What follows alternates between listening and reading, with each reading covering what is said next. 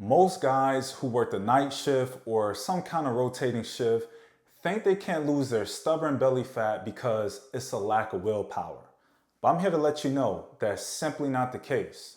The reason is no one's ever showed you a system that works around your actual schedule, not the traditional 9 to 5er. A system that works around work, that works around kids, that works when life gets in the way. So by the end of this video, you're gonna have 4 actionable things that you can implement right now, even when life gets busy, because it will. So without further ado, let's get into it. Those who work shift work versus regular hours, there is a real measurable rise in obesity. In fact, did you know that there was a meta-analysis done to show that those who do shift work have a 16% increase of obesity versus those who work regular hours? So when you think about that, shift work is already set up against us. So what you used to do and what you used to eat simply isn't working. And it's not because you have lack of willpower, you have lack of discipline, it's because you're trying to work against human biology. Think about this. When you do shift work, now your sleep is disrupted. When your sleep is disrupted, that means your circadian rhythm or your circadian clock is disrupted. And this is a hormonal issue. Hormones that control how full we are and how hungry we are. Leptin, that's the fullness hormone. And ghrelin, that's the hunger hormone. So when you work shift work, rotating shifts, swing shifts, you're working at night, these hormones are all over the place. They don't even know, is it day, is it night? And when you just ate, your ghrelin hormone is going up and it's telling you, I still want to eat more. So it's not a lack of willpower. Now you understand that even what you used to do is not working because your biology, you don't have a system in place that can work around you working nights. If you're trying to figure out where you're dropping the ball at, maybe you notice you have stubborn belly fat and you're trying to see where exactly can I improve. That's exactly why I put together the Shift Performance Worker Quiz below, because it's going to let you know not only where you're dropping the ball at, but it's going to give you actionable things that you can do to make sure that you get back on the right track. Click the link in the bio and see where you're falling off at. All right, guys, let's get back to the video. So one of the things that can help with this is exercise, but you have to train before shift. There's conversations on the internet all about this. Should you train before shift or after shift? And I'm gonna tell you, in my personal experience, training before shift is goated. Because if you work night shift, if you have any physically demanding job, you may be able to train after shift, but in my experience, that is going to be a poor quality workout. In fact, I have more energy before my shift. So my workouts are so much more better once I do it before work. And I notice also that sets the tone for the day. If I can get in and work out, that's gonna set the tone for the day. I'm gonna have more energy, I'm gonna have more focus. And then by the end of the shift, when I'm tired, I'm exhausted, I can just go home and rest. What I recommend and what I did was 4 times a week minimum. I would train around my off days and see how I can fit that in on a day that I'm going to work, if it's possible. For all of you, it's not going to be possible, but this is exactly what I did. The next thing you can do is eat in a window. Don't snack all night long. When you do night shift work, when you work rotating schedules, there's really nothing open except for the vending machines, except for poor processed foods, ultra processed foods at that. And when we eat these things, they don't even satisfy us, right? And that's why eating in the window really takes the guesswork out of it. For example, so if you've been following the channel, you know the peanut M&Ms, they've been calling my name. And where most fitness advice for people, they tell them just focus on calories in, calories out, and you can lose body fat. And we know that's the law of thermodynamics. But just think about this. For me, through my experience, eating peanut M&Ms, let's say 2 bags, that's 500 calories. Did you know what I noticed after eating those 500 calories? Guess what? I wanted more food. I wasn't full. I wasn't satiated. there's no surprise because that's why they call it junk food. There's no satiety there. It's no nutritional benefit there. In fact, there's been a study that shows when people eat ultra processed foods, did you know that they start to snack even more? Upwards of 500 calories extra a day.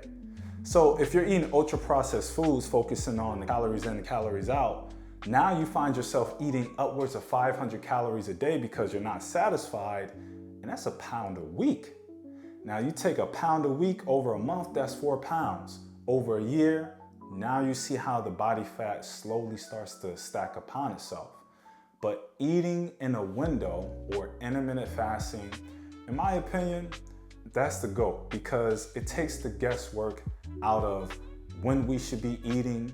And if we are tempted, we already know I'm not supposed to have that because I'm fasting. Hence, that's why I like to fast when I'm at work. When I'm busy, I'm not thinking about food. And if I'm not eating, I'm not tempted to have the donuts that my coworkers brought in.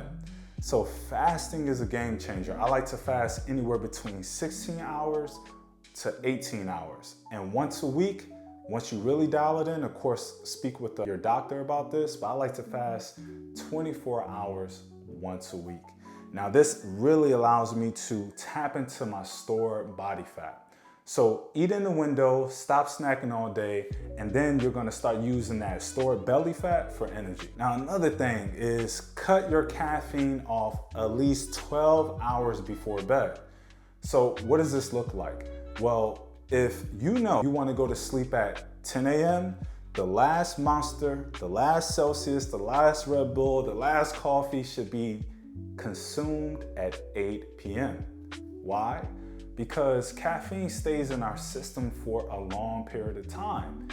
But we may reason, and I used to reason this way, I could still fall asleep even having that coffee. Pour me a cup of coffee, I could still fall asleep. And while I still was able to fall asleep, what I did notice was the sleep quality was very poor.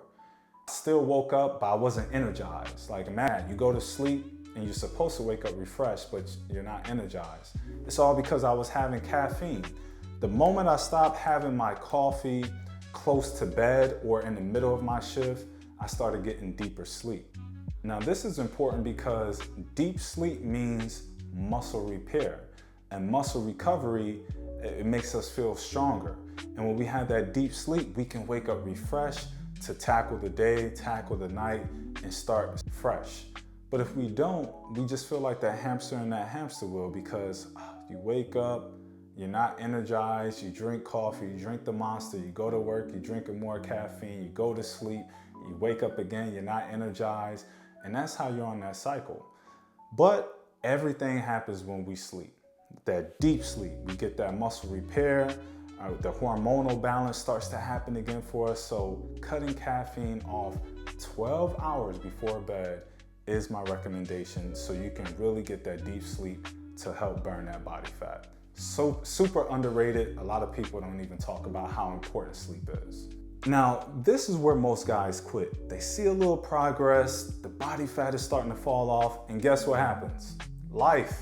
Maybe your wife or your kids get sick, overtime happens, or whatever happens. And all that progress that you made, it comes to a halt. And now all of a sudden you start to cope and eat emotionally. You're not eating based off your performance, but now you're eating emotionally. And before you know it, you get on the scale and the scale shows that you are up 10 to 15 pounds. Now, psychologically, you're thinking, I lost all my progress that I just gained in the past 1 to 2 months. Why should I even try? And then you start on that cycle again of not even trying to lose the weight, and you're gonna say, next year is my year, new year, new me. And it never happens. So when life happens, because life will happen, all you have to do is make sure that you just get back on the road, so to speak, get back on the horse. One bad stretch isn't gonna impact you entirely. If you lost a little bit of progress, you can gain that progress back in as little as 4 to 7 days, but you just gotta get back on the horse. So let's have a recap. What have we considered this video? to help us lose stubborn belly fat even when life gets in the way or working a rotating schedule or the night shift. One of the things we can do is train before shift. We're gonna have more energy, and if we have more energy, that's gonna give us better quality workouts, gives us more muscle, and more muscle burns fat. And training before shift, it sets the tone for the day or for the evening. Another thing we can do is eat in a window. I like to fast. If we're fasting and we know we're not supposed to be eating at work, we take the guesswork out of it. We take the decisions out of it.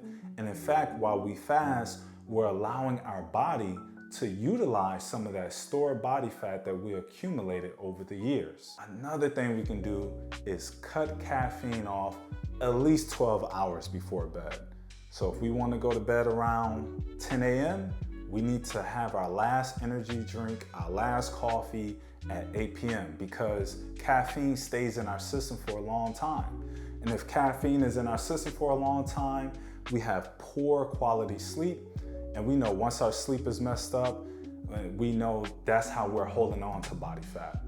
And when life happens, just get back on the horse. Just start implementing the routine that you already started to make progress. It takes only 4 to 7 days to get back to where you once was. And that 10 to 15 pounds that you may have saw on the scale, that's really not body fat. That's just you holding on to water. So if you need a little bit more assistance with this, maybe you tried this in the past before and you just keep falling off and you just keep starting, you want someone to hold you accountable, click the link in my bio below and schedule a consultation call to see if it would be a good fit to really help you accomplish your goals and transform to that man that you know you could be. All right, I'll see you guys in the next one. Peace.